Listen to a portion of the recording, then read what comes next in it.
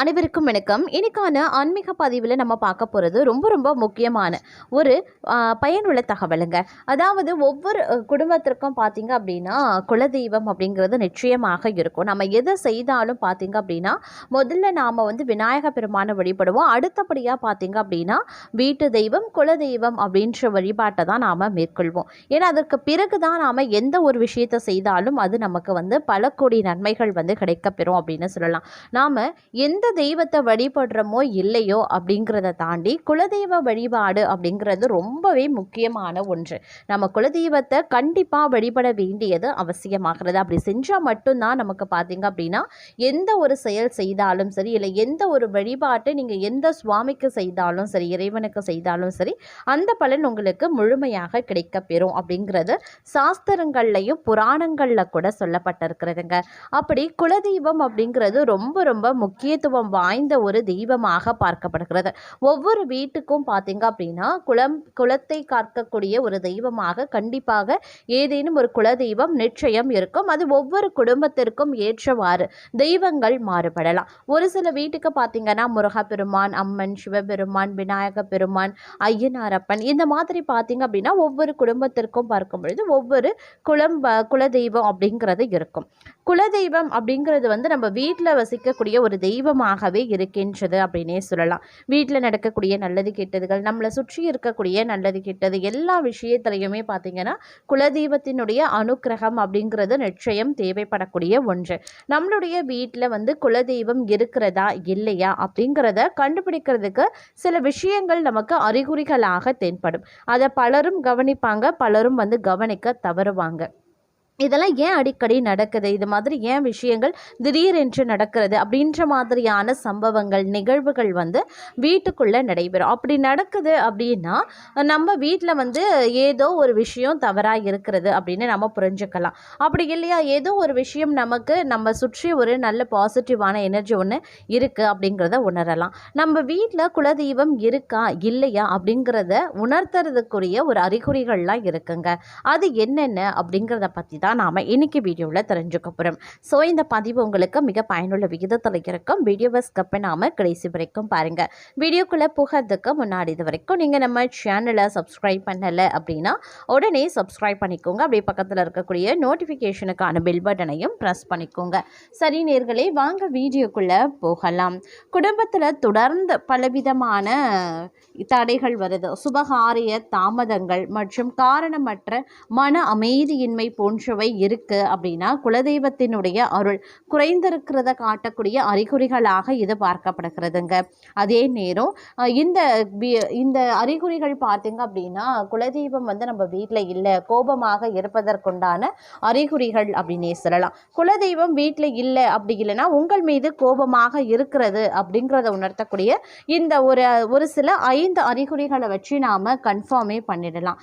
அது என்ன அப்படின்னு பார்க்கும் பொழுது தொடர் தடைகள் ஏற்படும். அதாவது நீங்கள் எந்த ஒரு நல்ல காரியத்தை தொடங்கினாலும் அதில் தேவையற்ற பிரச்சனைகளும் தடைகளும் வந்து கொண்டே இருக்கும். அதே மாதிரி சுபகாரிய தடை, வீட்டில் பார்த்தீங்கன்னா திருமணம், குழந்தை பேறு போன்ற சுபகாரியங்கள் நீண்ட காலமாக தள்ளி போகுது அப்படின்னா கண்டிப்பாக குலதெய்வத்தினுடைய கோபமாக இருக்கலாம். அப்படி இல்லைன்னா குலதெய்வ அருள் தங்களுக்கு ரொம்பவே குறைவாக இருக்கு அப்படின்னு அர்த்தம். அதே மாதிரி வழிபாட்டில் நாட்டம் இல்லாமல் குலதெய்வத்தின் மீது திடீரென வெறுப்புணர்ச்சி தோன்றுவது, தெய்வத்தின் மீது ஒரு விதமான வெறுப்புணர்ச்சி, கோபம் எழுவது, அப்படி இல்லைன்னா குலதெய்வ கோவிலுக்கு செல்ல வேண்டும் அப்படின்ற எண்ணமே வராமல் தடுப்பது, இது எல்லாமே பார்த்தீங்கன்னா குலதெய்வம் தங்கள் மீது கோபமாக இருக்கிறது, உங்கள்கிட்ட அந்த குலதெய்வ அனுக்கிரகம் இல்லை அப்படிங்கிறத உணர்த்துவதாக இருக்கும்.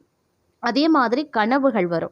அதாவது உங்களுடைய கனவுல அடிக்கடி துர்சக்திகள், அப்படி இல்லைன்னா இறந்து போன முன்னோர்கள் பயமுறுத்துவது போல வரும். இந்த மாதிரி கனவுகள் வருது அப்படின்னா உங்கள் வீட்டில் குலதெய்வம் இல்லை, அப்படி இல்லைன்னா உங்கள் மீது குலதெய்வம் கோபமாக இருக்குது அப்படின்னு அர்த்தம். அதே மாதிரி சொத்து மற்றும் பண இழப்பு, தொழிலில் தொடர்ச்சியான நஷ்டம், கடன் தொல்லை அதிகரிக்கிறது, தேவையற்ற மருத்துவ செலவுகள் ஏற்படுறது, இப்படி பணம் ரீதியான பிரச்சனைகளை நீங்கள் தொடர்ச்சியாக அனுபவிச்சுக்கிட்டே கொண்டே இருப்பீங்க. இதுவும் பார்த்தீங்க அப்படின்னா குலதெய்வம் உங்கள் வீட்டில் இல்லை அப்படிங்கிறத உணர்த்தக்கூடிய ஒரு செயலாக இருக்கலாம், இல்லை கோபமாக இருக்காங்க அப்படிங்கிறத உணர்த்தக்கூடிய ஒரு செயலாக இருக்கலாம். அதே மாதிரி குலதெய்வ கோவிலுக்கு செல்ல நீங்கள் திட்டமிட்டிருந்தாலும் கடைசி நேரத்தில் ஏதேனும் அசம்பாவிதமோ அல்லது குடும்பத்தில் சண்டையோ ஏற்பட்டு கோவிலுக்கு செல்ல முடியாத சூழ்நிலைகள் உருவாகும்.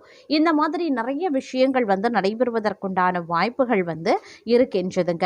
அதே உங்கள் வீட்டில் குலதெய்வம் இருக்குது அப்படின்னு வச்சுக்கோங்க. அது என்ன மாதிரியான விஷயங்களை உங்களுக்கு காட்டும் அப்படின்னு பார்த்தீங்கன்னா, வீட்டில் குலதெய்வம் வாசம் செய்கிறாங்க அப்படின்னும் போது உங்கள் வீட்டில் ஒரு விதமான நிம்மதி இருக்கும்.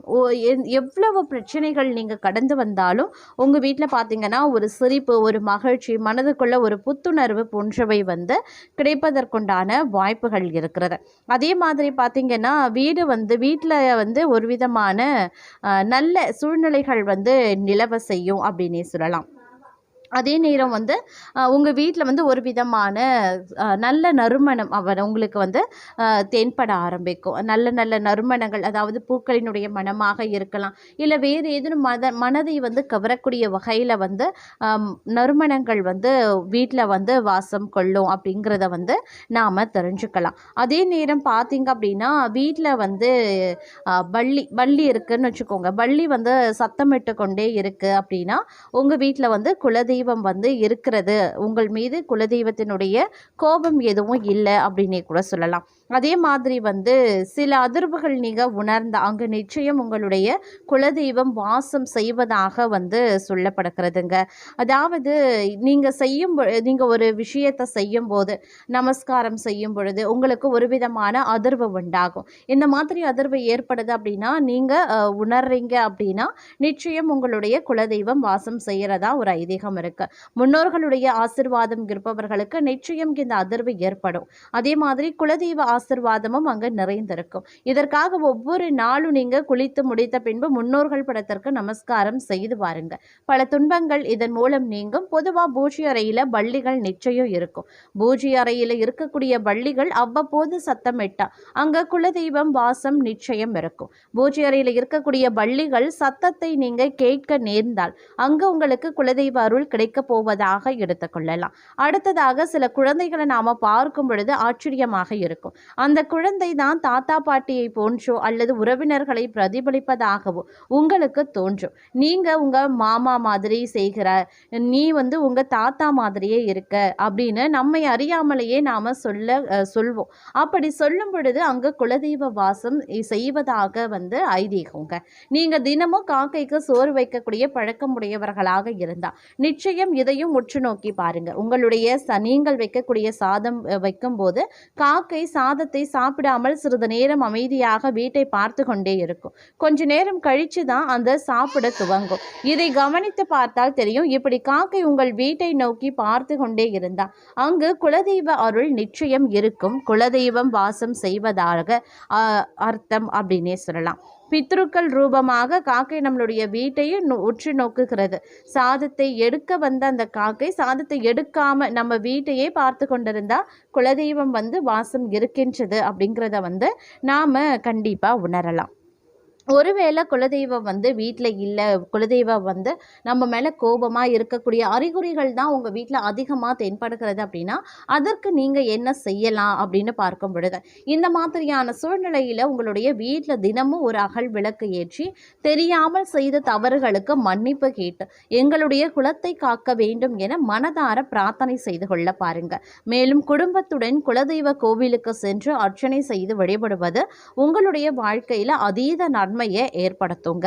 தெய்வ சக்திகள் வீட்டில் இருப்பதற்கான நேர்மறையான அறிகுறிகள் மற்றும் வழிபாட்டு முறைகளை பற்றி நீங்க இந்த பதிவின் மூலமா தெரிந்து கொண்டிருப்பீங்க அப்படின்னு நம்புறேன். இது போன்ற ஆன்மீக தகவலை நீங்க அதிகமா தெரிஞ்சுக்க விருப்பப்படுறீங்கன்னா நம்ம சேனலை மறக்காம சப்ஸ்கிரைப் பண்ணிக்கோங்க.